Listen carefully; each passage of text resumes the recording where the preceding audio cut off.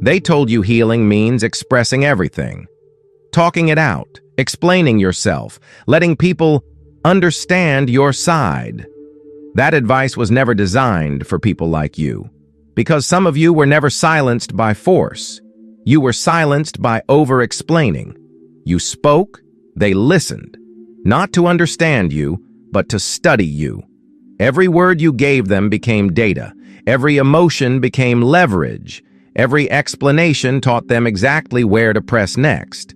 And here is the part most people are not ready to hear. Toxic people don't fear your anger. They don't fear your tears. They don't fear confrontation. They fear one thing only: the moment you stop being available. Availability is the first weakness predators test.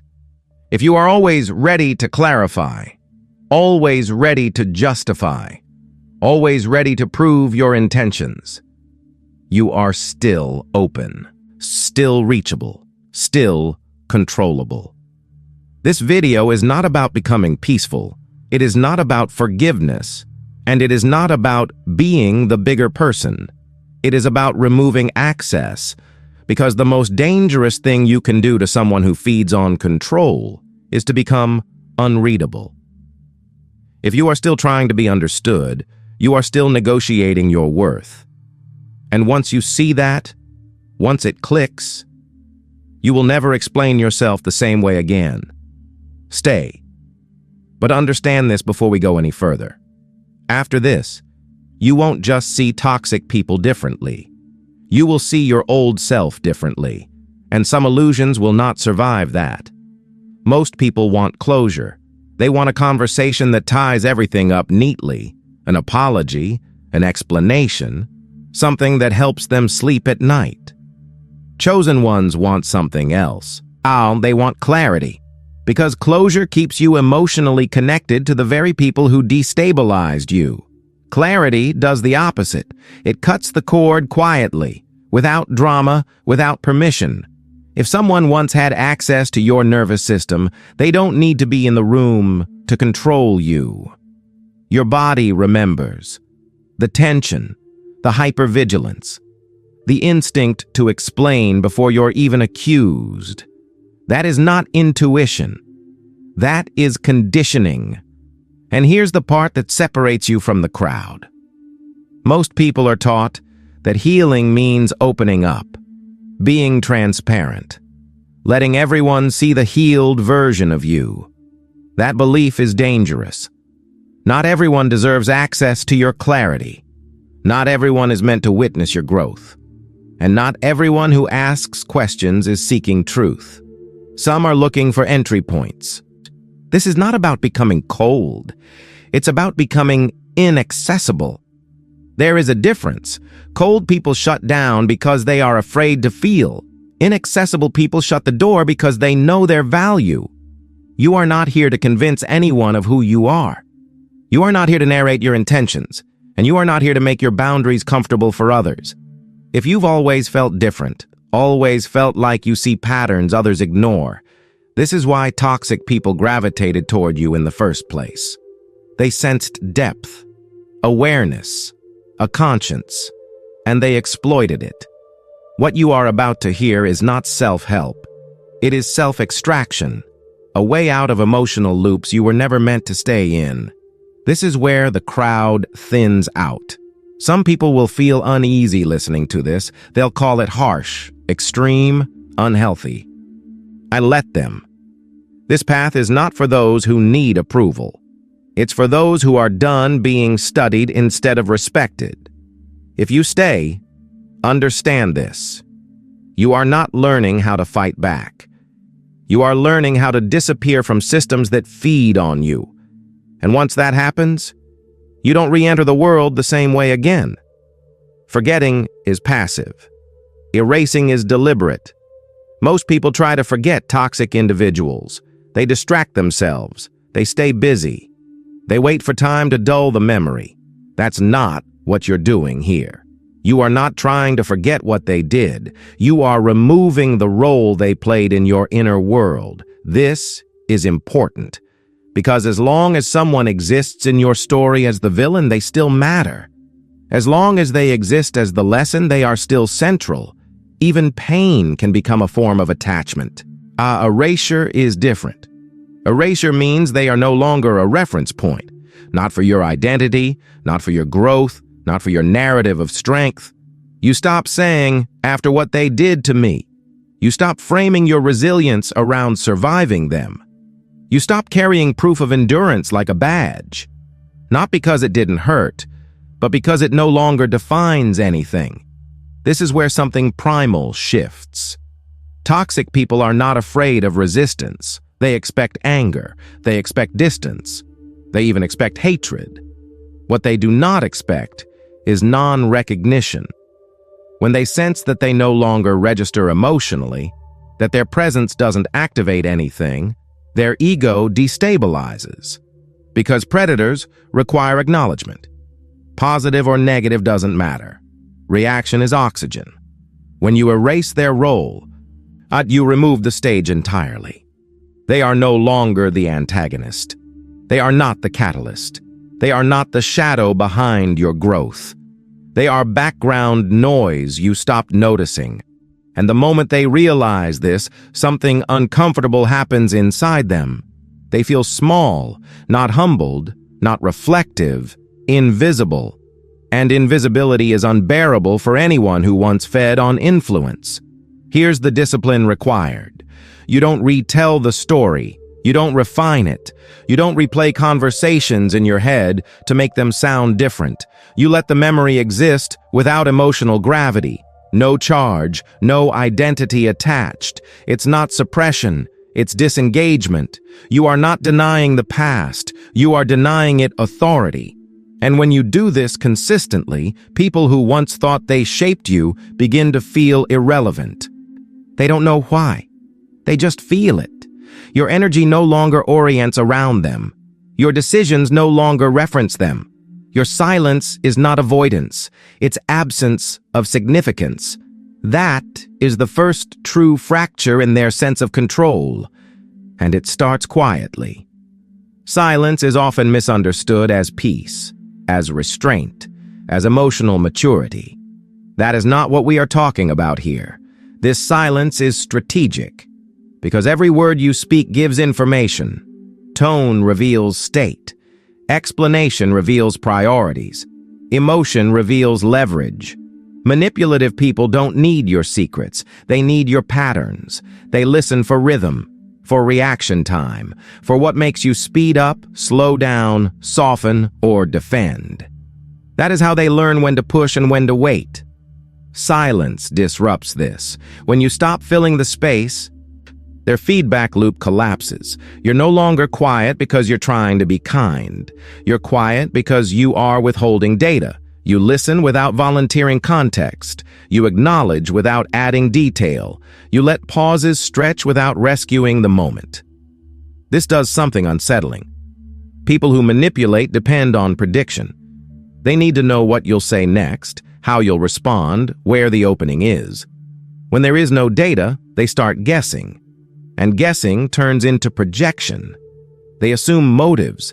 They invent intentions. They reveal insecurities you never asked about. Not because you provoked them, but because uncertainty is intolerable to those who seek control. Silence also changes power dynamics in another way. When you speak less, you hear more. Not just words, but inconsistencies. You notice when stories shift. When details don't align. When emotion doesn't match the narrative, you stop correcting them. You stop clarifying your position. You let them complete the picture on their own. And that picture is rarely flattering. This kind of silence is not passive. It's observational. You are present, but not participating in the performance. And performances require audiences. Without one, they lose coherence. Eventually, manipulators will try to provoke you. They'll escalate. They'll exaggerate. They'll say something designed to force a response. You don't react. Not because you're numb, but because you've already extracted what you needed. Silence here is not withdrawal. It's selection. You are choosing when and where your words matter. And when someone realizes they can no longer read you, They don't feel calm. They feel exposed. That's because the moment you stop giving data is the moment they lose their advantage. And they know it. Most people leave loudly. They explain. They confront. They announce boundaries as if making a final statement. That kind of exit still belongs to the same world. Because explanation keeps you anchored to the reality of the person you're trying to escape. Chosen ones leave differently. They exit mentally first. You may still be physically present. You may still share space, work, or history. But internally, something has already shut down. Not emotionally, perceptually. Their words no longer land the same way. Their opinions don't carry weight. Their narratives don't rearrange your internal state. This is not dissociation. It's sovereignty. You stop responding from their frame of reference. When they speak, you hear the words, but you don't step into the story. You don't correct inaccuracies. You don't argue timelines. You don't fight for context, because context is how shared reality is maintained. Control requires agreement on what matters, on who is right, on what deserves emotional energy. When you quietly withdraw from that agreement, their influence collapses. This is deeply unsettling for them. They may sense it before they can name it. Something feels off. They talk, but the impact is gone. They provoke, but nothing hooks. That's because you're no longer playing from the same universe. You're not rejecting them. You're not opposing them. You're simply no longer oriented toward their reality. And without shared orientation, manipulation has nowhere to land. This kind of exit requires discipline. You don't announce it. You don't justify it. You don't signal that you've moved on. Signals invite pursuit. You remain neutral, consistent, unremarkable, not because you're hiding, but because you're done offering yourself as a reference point. Over time, something inevitable happens. They begin to escalate, to reassert presence, to pull you back into reaction. You don't respond from urgency. You respond, if at all, from detachment. And eventually, they feel it. The conversation is no longer mutual. The dynamic is no longer alive. They're speaking into a reality you no longer inhabit. And that is when real separation occurs. Not when you leave the room, but when you leave the framework. From that moment on, their world and yours no longer overlap. And without overlap, control ends. Most people think happiness is something to display. A signal. A message to the world that things are finally better. That belief is subtle and it's dangerous, because anything you display can be tracked, measured, timed. Manipulative people don't need to destroy your happiness. They only need to know when it rises and when it dips. Public joy is still a form of availability. Private happiness is different. It leaves no trail. There are no posts to analyze, no emotional spikes to interpret, no visible patterns to anticipate. Your life improves quietly. Your nervous system stabilizes without announcement. Your routines change without explanation. And from the outside, you become unreadable. This is deeply unsettling to people who rely on timing, because timing is everything in control. If they know when you're strong, they wait. If they know when you're tired, they move. When that information disappears, their strategy collapses.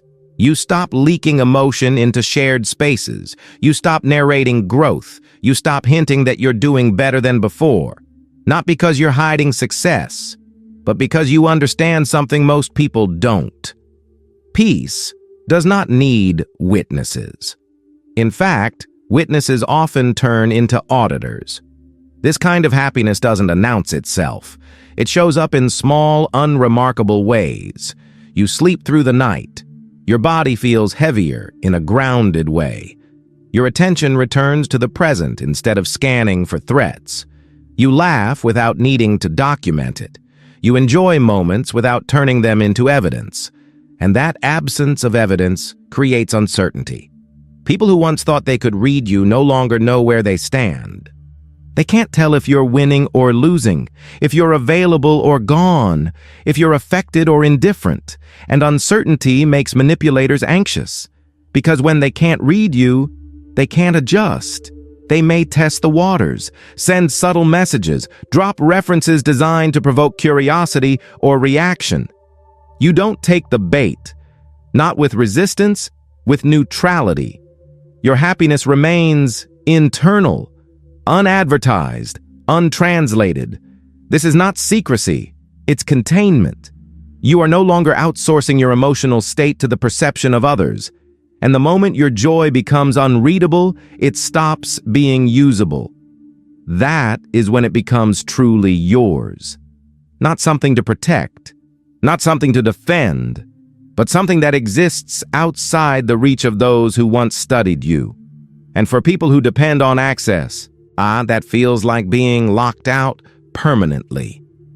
This is where most people break, because the desire to be seen as good feels noble, moral, safe. But that desire is also one of the most exploitable traits you have. Good people explain themselves. Good people clarify intentions. Good people stay in conversations longer than they should because they don't want to be misunderstood. Manipulative people know this. They don't attack your strength. They attack your conscience. They rely on your need to be fair, your need to be reasonable, your need to leave every interaction knowing you weren't the villain. So they provoke, they distort, they imply, and you respond by overcorrecting, by adding context, by softening your stance, by trying to sound kind even when something feels wrong. This is not integrity. This is exposure. At a certain point, you stop asking, "Am I being good?" and you start asking, "Am I being accurate?" Accuracy doesn't explain itself. Accuracy doesn't negotiate with distortion. It doesn't rush to defend. It doesn't perform morality. Accurate people disengage. They let outcomes speak. They let patterns reveal themselves. They let silence do what arguments never could. When you stop trying to be good, something subtle but powerful shifts. You no longer offer emotional cushioning. You no longer dilute truth to protect other people's comfort. You no longer carry responsibility for how others interpret your boundaries. This doesn't make you cruel. It makes you precise. And precision is threatening to anyone who depended on your softness. Predators thrive when you need to be seen as ethical, because ethics can be twisted, used against you, turned into guilt. When that need dies, their leverage dies with it. You stop explaining why you said no. You stop justifying distance. You stop cleaning up emotional messes you didn't make, not with anger, with finality. You don't announce this change. You don't label it growth. You simply become less responsive to manipulation disguised as morality. Some people will say you've changed, that you're colder, less compassionate. What they're really noticing is that you no longer prioritize being palatable.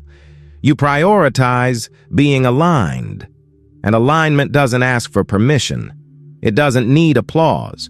It doesn't seek validation. It just moves. Quietly. And when you stop trying to be a good person for people who benefit from your self-doubt, you become something far more dangerous to control. You become clear. And clarity cannot be negotiated away. This is the final line most people never cross, because everything in you was trained to avoid this moment, to be understood, to be seen correctly, to make sure your intentions are clear, but clarity in the external world is expensive, and this is the price. You accept that some people will misunderstand you. Not accidentally, not temporarily, permanently. They will call you cold. They will say you changed. They will rewrite your silence as arrogance and your boundaries as cruelty. And you let them. Not because they're right, but because correcting them would reopen access. Here is the truth few people admit out loud. Misunderstanding is not a failure of communication. It is often the result of revoked access. If someone truly needed to understand you, they would have listened when you were still open. Now, they are reacting to distance, not to who you actually are. Chosen ones stop trying to manage perception. They realize that being understood by everyone means being available to everyone, and availability is what nearly destroyed them. So you stop clarifying.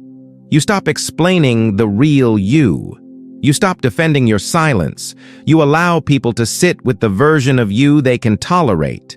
This doesn't make you careless. It makes you sovereign.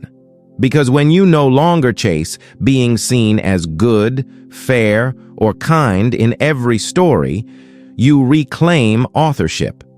You understand something critical. People who benefit from misunderstanding you will never be corrected by explanation. They will only be exposed by consistency. So you stay consistent, calm, unavailable, unmoved, and over time, something irreversible happens. The people who projected onto you lose interest, because projection requires engagement. Without it, their narrative collapses under its own weight. You are no longer part of the story they're telling, and that is the real separation. Not approval, not forgiveness, not closure, but freedom from interpretation. You don't need to be understood to be aligned. You don't need to be liked to be whole. And when you finally accept being misunderstood by those who never had the right to define you, you become unreachable in the way that matters most. Not emotionally distant, but internally free. And once that happens, there is no return to the old version of you, only forward. This video was never meant to make you feel powerful. Power can be intoxicating, and intoxicated people are easy to guide. This was meant to make you harder to control. If something in you feels unsettled right now, that's not fear. That's recognition. It's the moment you realize how much energy you spent trying to be understood, trying to be fair, trying to be accessible, and how little of that was ever returned. What's leaving you now is not compassion. It's the reflex to explain yourself to people who were studying you, not respecting you.